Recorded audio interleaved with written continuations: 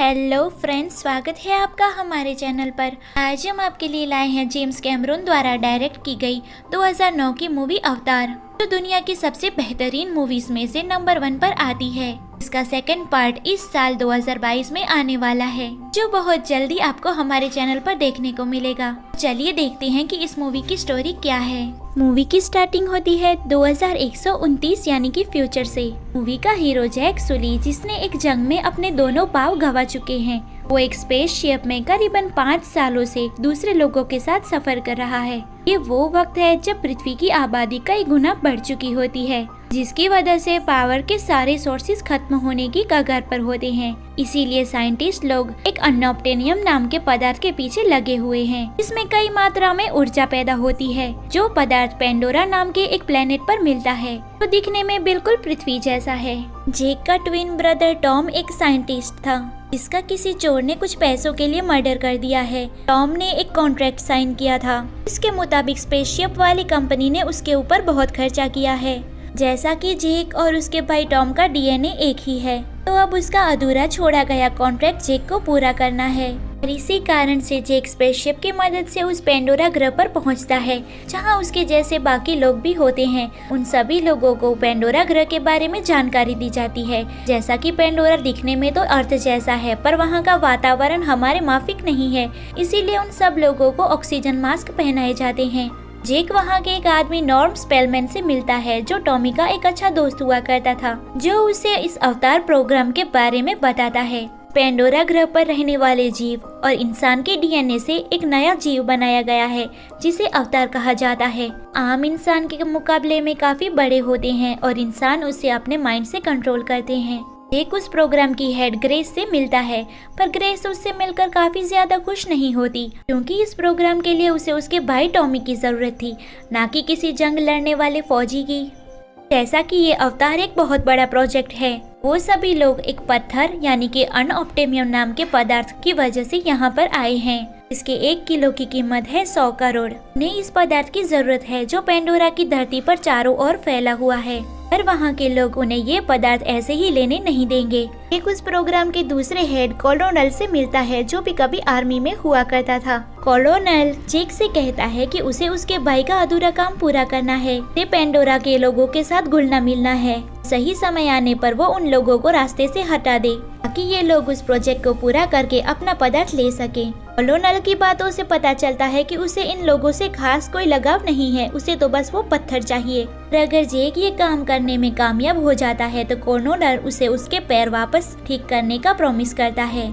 जेक grace और नॉम के साथ अपने मशीन की ओर बढ़ता है। जैसा कि जेक का अवतार अब तैयार है, मशीन को एक्टिवेट करते ही जेक का और उस अवतार का दिमाग जुड़ने लगता है। जैसे जेक अपनी आंखें बंद करता है, वैसे उसके अवतार की आंखें खुल जाती है। जेक अपने अवतार को देखकर काफी एनर्जेटिक फील करता है कि उसने अपने पैर गंवा दिए हैं, इसीलिए उसे अपने पैरों पर चल के कुछ ज्यादा ही बेटर फील होता है। वो खुशी के मारे उस लैब से बाहर निकलकर यहाँ वहाँ दौड़ता है, जहाँ उसे ग्रेस और उसका दोस्त नॉर्म मिलता है। रात होने पर इन अवतारों को अपनी मशीन में सुलाया जाता है। जैसे ही अवतार अपनी आंख बंद करते हैं, वैसे ही जेक की फिजिकल बॉडी में उसकी आंख खुल जाती है। जैसे इंसान की आंखें बंद होती हैं, तब वो अवतार एक्टिवेट हो जाता है। जब उस अवतार की आंखें बंद होती है, तब इंसान की फिजिकल बॉडी एक्टिवेट हो जाती है। सीन फिर से चेंज होते हैं। जेक अपने अवतार रूप में आता है। वो एक लड़की ट्रॉडी से मिलता है, जो उस प्लेन की कैप्टन होती है। उन सभी अवतार को प्लेन में बैठाकर उस जंगल में ले आती है। एक बाकियों के साथ पेंडोरा की धरती पर उतरता है, जहाँ उसे एक अजीब सा दिखने वाला जीव मिलता है। तभी राइनो जैसा दिखने वाला एक बड़ा जीव जेक के सामने आ जाता है। उसके सामने एक दूसरा जीव, तो उससे भी काफी ज्यादा खतरनाक दिखता है, वो जेक के पीछे पड़ जाता है। जेक अपने आप को बचाते भागते भागते एक झील में गिर पड़ता है। जेक अपने दोस्तों से अलग हो जाता है और उस जंगल में सरवाइव करने के लिए वो एक लाठी की मदद से आगे बढ़ता है। तब हम वहाँ के रहवासी एक लेडी को देखते हैं, जिन्हें नावी कहा जाता है। जेक पर हमला करने वाली होती है। तभी वो देखती है कि जेक के ऊपर एक अजीब सा जीव जाके बैठता है। इसे देखते ही वो रुक जाती है। अब शाम हो जाती है। ट्रोडी को जेक नहीं मिलता, तब वो बाकी अवतार के साथ वहाँ से चल देती है। जंगल में अकेला भटकता हुआ जेक एक मशाल जला लेता है। इसी दौरान वहाँ के खतरनाक जीव उसे मारने उसके पीछे पड़ जाते हैं। हम वो लेडी नावी यानी कि नटेरी को देखते हैं, जो जेक को प्रोटेक्ट करती है। एक उसके साथ आगे बढ़ता है। वहाँ के पवित्र पेड़ के कुछ जीव आके उस पर बैठते हैं। वहाँ जेक को बाकी नावी भी मिलते हैं जो उसे बंदी बना लेते हैं। ये लोग वहाँ की कुछ और ही भाषा बोलते हैं जो जेक की समझ में नहीं आती। जैसा कि माँ एवा के पवित्र जीव उसके ऊपर बैठे थे, इस बात से वो सबको कन्विंस करती है कि जेक भी उन्हीं में से एक बनना चाहता है। जेक अपने अवतार रूप में सो जाता है और वहाँ उसकी फिजिकल बॉडी में उसकी आँख खुल जाती है, जहाँ पार्कर जेक को एक पेड़ के बारे में बताता है जिसके आसपास 200 किलो जैसा अनऑब्टेमियन पदार्थ भारी मात्रा में मौजूद है। ये पेड़ उन सभी नावियों के लिए बहुत खास है, जिसके मुताबिक माँ एवा जो वहाँ की सारी जीव सृष्टि को नियंत्रित करती है।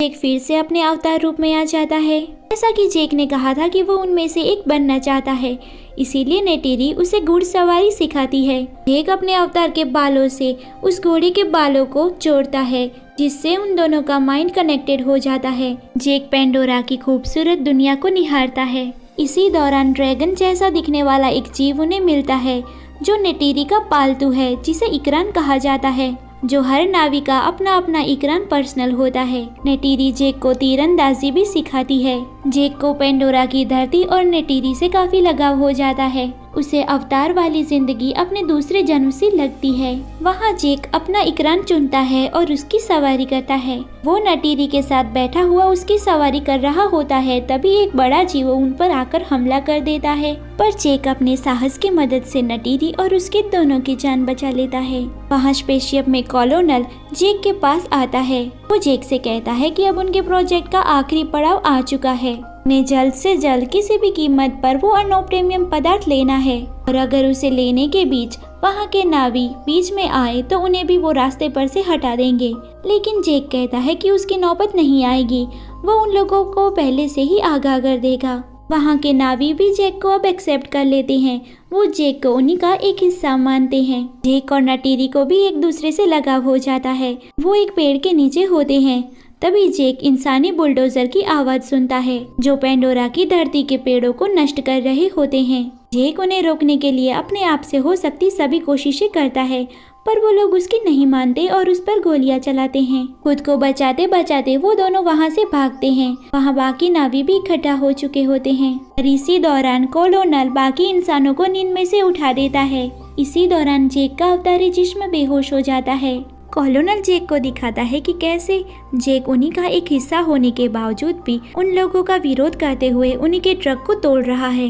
उनका प्लेन वहां पहुंच जाता है। जेक और ग्रेस नावियों को जंगल की गहराई में जाने को कहते हैं, पर वो नावी उनकी बात नहीं सुनते। वो ठान लेते हैं कि वो यहीं रहकर इंसानों का मुकाबला करेंगे और अपनी एवा को बचाएंगे। वहाँ इंसान अपना हमला करना शुरू कर देते हैं। तब वहाँ के नावी भी पीछे नहीं हटते। वो अपने धनुष बाण की मदद से उनका सामना करते हैं। ये सब देख के कॉलोनल भड़क जाता है। वो और भी ज्यादा तबाही मचाने वाले आग के मिसाइल छोड़ता है, जिसकी वजह से पूरे जंगल में आग लगनी शुरू हो जाती है। इसी दौरान नेटेरी की माँ जेक और ग्रेस को वहाँ से छुड़ाती है। वो उन दोनों से मदद मांगती है कि वो माँ एवा को नष्ट होने से बचा ले। रोडी ये हमला होते हुए देखती है और उसे ये सब ठीक नहीं लगता, इसीलिए वो अपने प्लेन को मोड़ के वहाँ से चली जाती है। उस पेड़ के आसपास के सभी जीव और नावी अपनी जान बचाने के लिए वहाँ से दूर भागते हैं। इंसान उस पवित्र पेड़ को तबाह करके वहाँ से चले जाते हैं। इस जंग के दौरान नेटेरी के पापा काफी गंभीर रूप से घायल हो जाते हैं और यहीं उनकी मौत हो जाती है। ये सारी तबाही देखकर जेक को भी बहुत अफसोस होता है। वहाँ स्पेसशिप में पार्कर ग्रेस और जेक को उठने का कमांड देता है। जैसा कि जेक और ग्रेस उन सब के खिलाफ हो गए हैं, जिसमें नॉर्म भी उनके साथ है, इसीलिए उन तीनों को एक कमरे में बंदी बना दिया जाता है। इसी दौरान ट्रोडी उनके लिए खाना लेकर वहाँ आती है। वो अपने साथी मैक्स को बुलाती है और इन तीनों को छुड़ा लेती है। माँ एवा को बचाने के लिए वो तीनों आगे बढ़ते हैं, जिसमें मैक्स वही रुकता है ताकि वो ट्रोडी को वहाँ की इंफॉर्मेशन दे सके।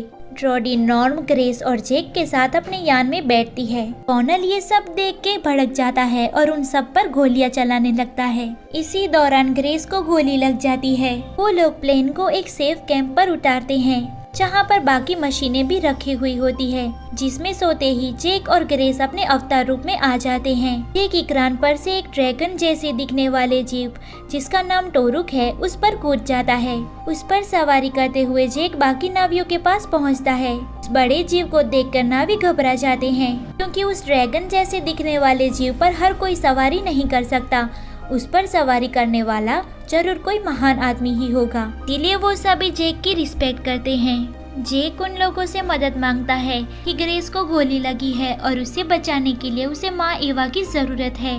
वहाँ के सभी नाविक ग्रेस को बचाने के लिए माँ एवा से प्रार्थना करते हैं, पर ग्रेस काफी गंभीर रूप से घायल हो चुकी होती है, इसीलिए वो लोग उसे बचा नहीं पाते। जेक उन सभी नावियों से कहता है कि वो इंसान अब बाज नहीं आने वाले, इसीलिए वो चाहता है कि दूसरे कबीले भी उनके साथ शामिल हो जाएं। नेटेरी और जेक टोरुक पर बैठते हुए बाकी कबीलों के पास जाते हैं। वो कबीले वाले उनकी मदद करने के लिए तैयार हो जाते हैं। जेक बाकी नावियों के साथ जंग के लिए तैयार होता है। वहाँ कॉर्नल भी अपने इरादों का पक्का होता है, वो भी जंग के लिए तैयार होता है। वहाँ पर होने वाली सभी बातों की जानकारी मैक्स जेक को देता है। वहाँ जेक आत्मा के पेड़ के पास जाता है। वो माँ एवा से हिफाजत के लिए मदद मांगता है। सुबह होते ही सब इंसान अपनी फौज के साथ उन पर हमला करने के लिए आगे बढ़ते हैं। वहाँ जेक भी अपने कबीले वाले लोगों के साथ तैयार खड़ा होता है। कुछ फौजी अपने रोबोट्स के साथ जमीन पर उतरते हैं। वहाँ दूसरी तरफ जेक और दूसरे साथी हवा में उड़ रहे प्लेन्स को संभाल रहे होते हैं। जेक अपने टोरुक पर बैठा होता है और बाकी नावी अपने इकरान पर। उनके बीच फाइट शुरू हो जाती है। उनकी जंग काफी जोरों से चल रही होती है, जिसकी वजह से पेंडोरा की धरती को काफी नुकसान पहुंचता है। यहाँ तक कि कबीले वाले नावियों की भी मौत हो जाती है, जिसकी वजह से वो घबरा जाते हैं और वहाँ से जाने लगते हैं। वहाँ ट्रॉडी अपने प्लेन की मदद से वहाँ पहुँचती है, जो कॉर्नल पर हमला करने लगती है, पर कॉर्नल उसे गिरा देता है। वहाँ नटेरी अपने इकरान की सवारी पर होती है। इसी दौरान उसके इकरान को गोली लग जाती है। काफी नावी भी मारे जा चुके हैं। तभी पेंडोरा के बाकी जीव अपनी धरती को बचाने के लिए आगे आते हैं और वो इंसानों को मार देते हैं। तो सभी उड़ते हुए जीव इंसानों के प्लेन्स को गिरा देते हैं। वहाँ कॉर्नल बॉम्ब को तैयार करता है और माँ एवा के पवित्र पेड़ की ओर बढ़ता है। जेक को इस बात की भनक लग जाती है और वो वहाँ पहुँचता है। वो कॉर्नल के प्लेन के ऊपर जाता है और उसे तबाह करने की कोशिश करता है। तब कॉर्नल जेक पर बंदूक से वार करता है। कॉर्नल एक रोबोट में बैठकर वहाँ से जाने लगता है। कॉर्नल जेक के कैंप के पास पहुँचता है। इसी दौरान नटेरी अपने बड़े जीव पर सवारी करती हुई वहाँ आती है और वो कॉर्नल पर हमला करने लगती है।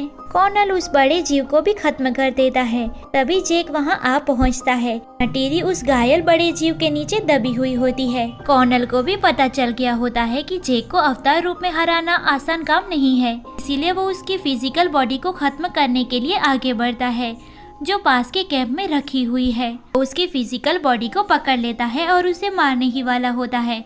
तभी नटेरी वहां पहुंच जाती है और उसे तीरों की मदद से मार देती है। कॉर्नल के किए हुए वारों की मदद से जेक अपने असली रूप में उठ जाता है, पर क्योंकि वो पेंडोरा की धरती पर होता है इसीलिए वो सांस नहीं ले पाता। नटेरी उसे कैंप के अंदर ले जाती है और उसे ऑक्सीजन मास्क पहनाती है, जिससे जेक होश में आ जाता है। वो अपनी इंसानी आंखें बंद करता है और अपने अवतार रूप में निकलता है। अब सब ठीक हो जाता है। सीन चेंज होते हैं, जहाँ सारे इंसानों को पृथ्वी पर वापस भेजा जाता है। कुछ अच्छे इंसानों को पेंडोरा की धरती पर रहने की नावी इजाजत देते हैं। धीरे धीरे अब सब ठीक होने लगता है।